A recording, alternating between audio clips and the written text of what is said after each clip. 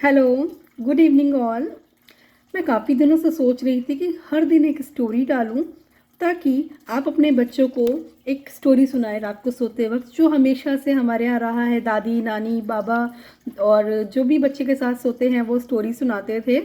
मैंने ये अपने बच्चों के साथ हमेशा करा है और इससे क्या होता है, बच्चों का क्रिएटिव माइंड बहुत चलता है। वो नई नई कल्पनाएं लेकर के आते हैं, स्टोरी फ्रेम करते हैं।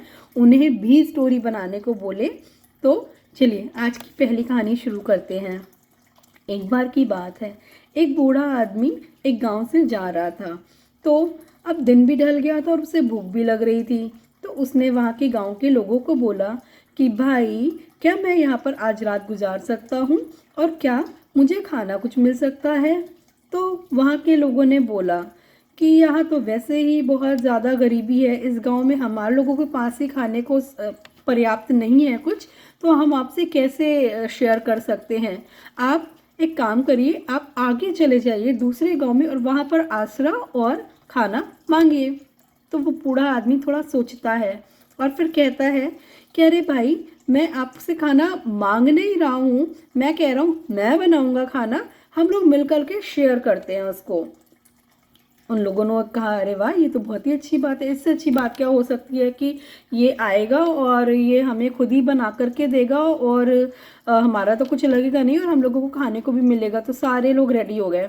तो उसने बोला चलो ठीक है, मुझे ना एक बड़ा सा बर्तन चाहिए, काफ़ी बड़ा सा बर्तन चाहिए और मैं आज बनाऊंगा स्टोन सूप। जी हाँ, पत्थर का सूप।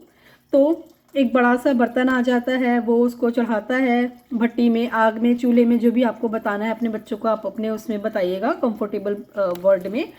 वो उसमें बड़ा सा बर्तन चढ़ाता है, उसमें वो डाल देता है बहुत सारा पानी, बहुत सारा पानी डालता है और फिर अपनी पोटली से एक पत्थर निकालता है और उसको ऐसे ही कुछ मंत्र पढ़ के उसके अंदर डाल देता है और उसमें नमक डाल देता है, चलाता रहता है।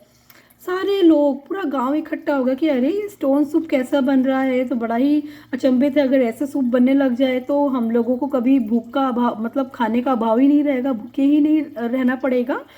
तो वो जब बना रहा था सूप तो एकदम से कहता है कि ये बहुत ही लाजवाब सूप बनता है, पर एक बार मैंने ना इसमें गाजर डाली थी तो उसका स्वाद ही क्या था, बहुत ही स्वादिष्ट हो गया था।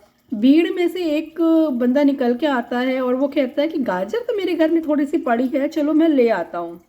वो गाजर लेकर के आता है तो वो बूढ़ा आदमी उस सूप में वो गाजर काट करके डाल देता है। फिर 2 मिनट बाद वो कहता है कि एक बार मैंने इस सूप में थोड़े से मशरूम्स भी डाले थे। ऐसे ही एक महिला निकल के आती है उस भीड़ में से गांव की और वो कहती है कि मेरे पास पड़े हुए हैं थोड़े से मशरूम, मैं लेकर के आती हूँ। ऐसे ही वो उसमें मशरूम आ जाते हैं, वो डाल देता है। फिर थोड़ी देर बाद कहता है कि एक जगह मैंने ना ये सूप बनाया था तो उनके पास कुछ मीट के टुकड़े थे तो मैंने वो भी डाला था। तो भाई बूचर था, वो लेकर के आ गया कि मेरे पास कुछ लेफ्ट ओवर है, थोड़ा सा बचा हुआ मीट है, मैं ले आता हूँ। वो आ गया, उसने वो डाल दिया।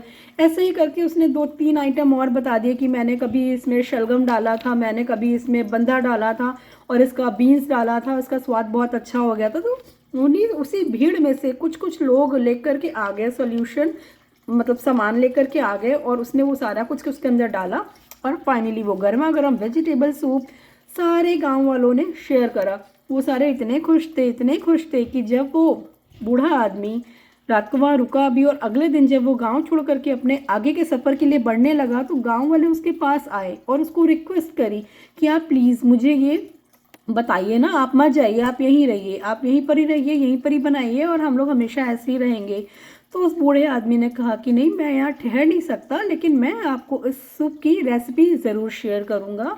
वो बता देता है ऐसे ही कि आप सबके पास जो जो चीज़ें हो ना वो ला कर के डालिए और बस आपका सूप रेडी हो जाएगा, आप शेयर करिए। तो इसका मोरल ऑफ द स्टोरी क्या है, क्योंकि मैं आपके साथ डिस्कस कर रही हूँ तो मैं कई सारे डिस्कस करूँगी। मेरा हमेशा से मानना रहा है कि कोई भी कहानी केवल एक संदेश नहीं देती, वो बहुत सारे संदेश देती है और उसके अंदर बहुत सारी चीज़ें छुपी हुई होती हैं।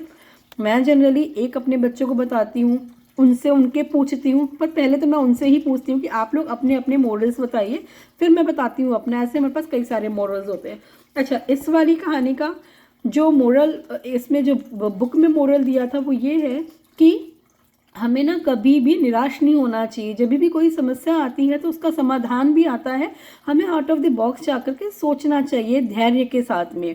ठीक है, यहाँ उस बूढ़े आदमी को जब गांव वालों ने मना कर दिया तो उसने क्या करा, थोड़ा सा सोचा ही ना कि अच्छा और क्या सोल्यूशन हो सकता है, ये इस तरीके से नहीं मान रहे हैं तो और क्या सोल्यूशन हो सकता है।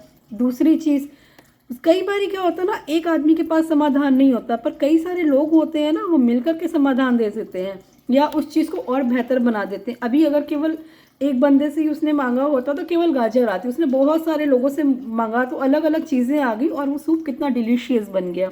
तीसरी चीज़, जब आप कई सारे लोगों से हेल्प लेके कोई काम करते हैं तो आप उनके लिए थैंकफुल रहें, ग्रेटफुल रहें और उनको भी पलट करके वो चीज़ें आप दीजिए। राइट, अगर कोई आपकी हेल्प करता है तो आपका भी फ़र्ज़ बनता है कि जो आप कर सकते हैं वो आप उनके लिए भी करें।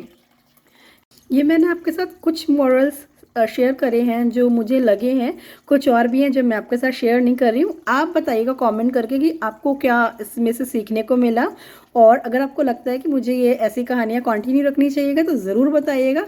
मिलते हैं फिर किसी नई कहानी के साथ। Bye bye.